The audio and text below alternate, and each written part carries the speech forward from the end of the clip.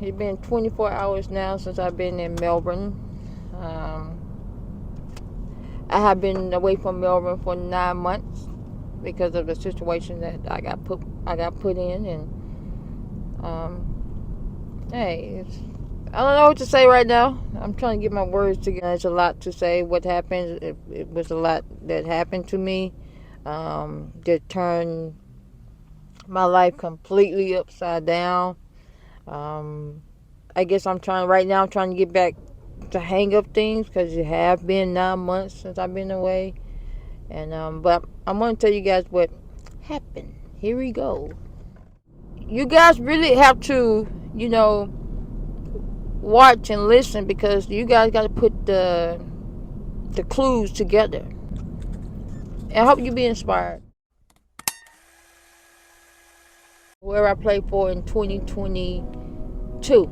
After I left them, of course, you're a free agent. You start looking for another club, and that's what I was doing. I was started looking for another club, and my visa was expiring. And so, wherever club I was speaking with, they already knew like my situation. Cool. So then a person hit me up, an agent, so-called agent, hit me up on Facebook Messenger. It was like, "Hey, Ray, I got a team for you that's interested in you." I said, "Really?" I said, "Cool." Put us on a Zoom call because the team was in, you know, up north, up north in Australia. We got on the Zoom call. They knew about my situation. They knew about my visa, about to, blah, blah, blah. All right, we got that sorted out. Red flags came about when the contract wasn't right. It took like 3 tries for the contract to get right.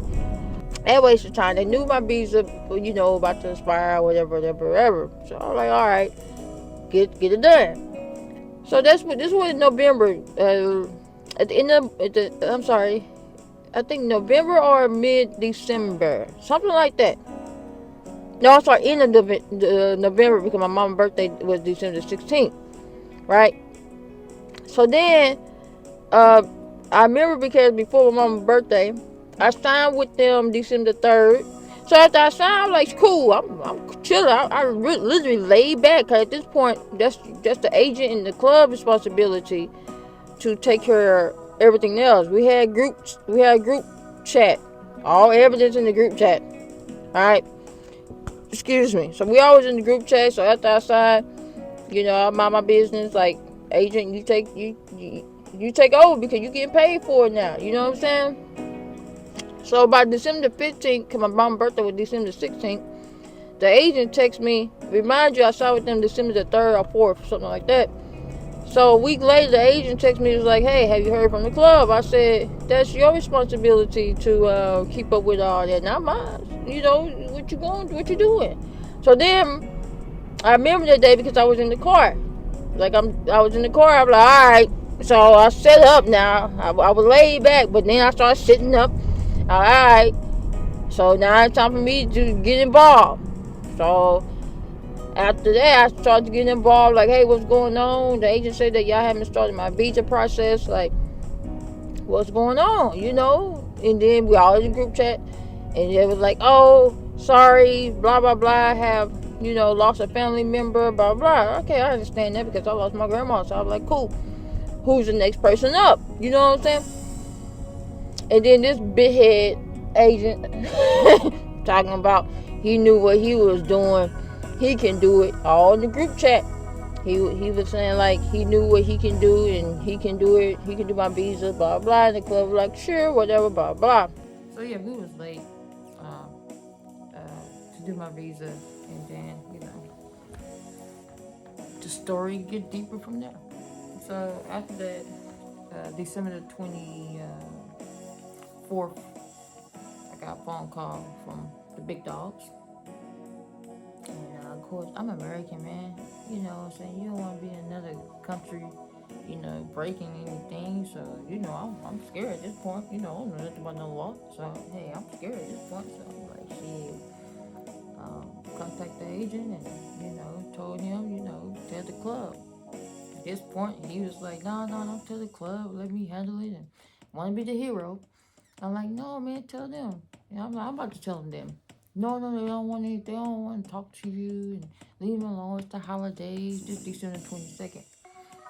All right, cool. January the 2nd came around. Holidays over with. I was like, what's up? In the group chat. Text everyone in the group chat like, hey, we need to have a Zoom meeting to figure out what's next and what's moving forward with my situation. You know, I probably came out aggressive. I don't care. And they was like, no. Basically, they didn't want to talk to me no more.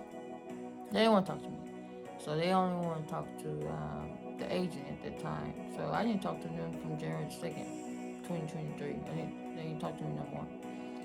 So I was still getting on the agent ass just because I was mad at them. He was getting it. And if he wasn't telling them how I was feeling, that's on him. Because he was getting it. So by January the 18th, he was texting me. He was like, "When the club say that they're gonna pay for your flight home and fly you back in 2 weeks," I said, "I'm not a rookie, straight up. Group chat up. I'm not a rookie. They don't pay for your flights home when situation like this happen." I said, "They're not gonna do that." "Yes, they would, agent. Yes, they would. They said that they would pay for it, blah blah blah." So who you talking to? You know what I'm saying? January the 20 something came. Ray, they said that you got to pay for your flight home and they're gonna fly you back in 2 weeks after we take care of your visa. I got on his ass, the agent asked. I told you that.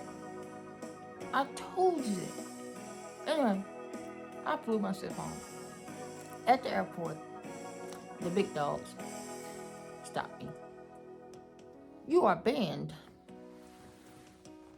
I'm like, huh? You are banned. At that moment, I didn't know what was going on.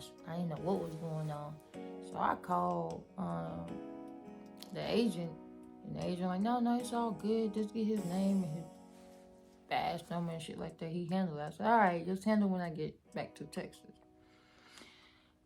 Got back to Texas like January the 28th, 2023. I left January 26th of 2023. The agent started to do my visa. He did it like in February, the beginning of February. Did the same day at 8 o'clock that morning. The people came back at 12 o'clock that afternoon. That night, he called me or texted me or something like that. It was like, hey, Ray, your visa came back. I said, so soon? You take a week. He came back. I said, send it to me.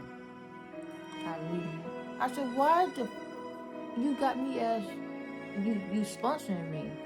He said, yeah, I can use my business. I said, no, the frick you can't. You can't sponsor me. You're not a basketball club. I didn't sign a contract with you. What you doing?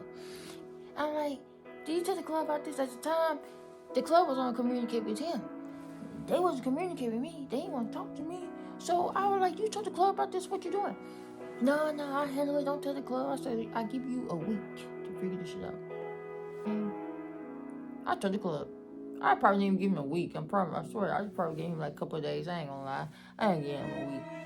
And so then the club was like, I made a group chat with just me and the club, the agent, boom. And so then I guess they contacted him, and then he contacted me. It was like, you see how messy it was? This is when I say it was their fault because the communication was bad. Okay, for one, I shouldn't have never left Australia just because I overstayed my visa. I supposed to have never left. And those two were supposed to communicate or were supposed to get someone who knew about it, and they didn't. That's why I said this had nothing to do with me, because like I'm American. The communication was bad on their end. I was never supposed to have left Australia. Alright, whatever. I left. So the story goes on. I texted him and said I was never supposed to have left. I found that after because I started communicating with other people. You see what I'm saying? I was calling my other connections. At the time, I should have had to do that before I left Australia, but at the time I was listening to them because they are, So, boom. So after that, the club took over my visa situation. So this was like February 12th. They started taking over. And then they did it, and then it took a week. And it came back. It was not denied. All they wanted was a letter explaining. That's it. It just like that. But the club was like, nope, we want to replace you. Basically just for telling me, didn't want to help me. You know, gave me this 3-year ban and left me in the dust. Straight like that. Left me in the dust, didn't want to move. So at that time, I was like, froze. Like when I seen that email, I was shocked. And the email came and they said, we don't have time to fix it.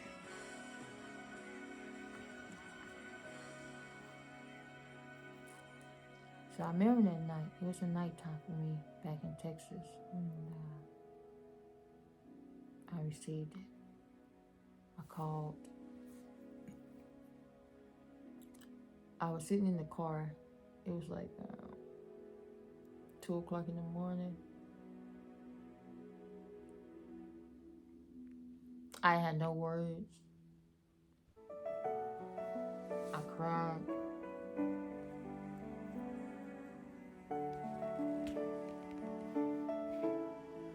I called people.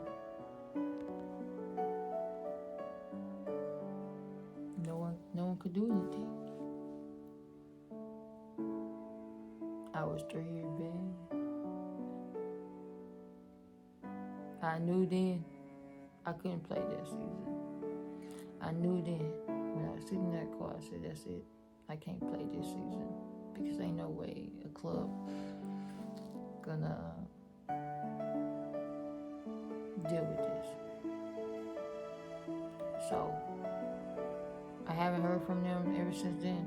Ever since February, I haven't heard from them. They left me. So from February club and the agent, I was done with. I had a 3-year ban on me. I had to figure it out by myself.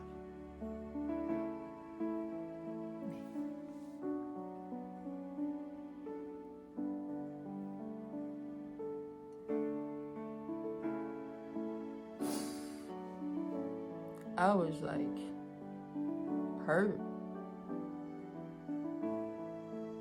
I was hurt.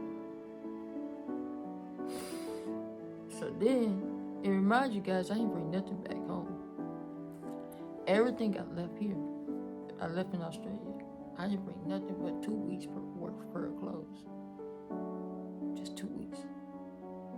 So all I had was a backpack. And my laptop, my PlayStation, my shoes, my clothes, everything was in Australia. Everything. Because I thought I was going to be home for 2 weeks. Turned out to be 9 months.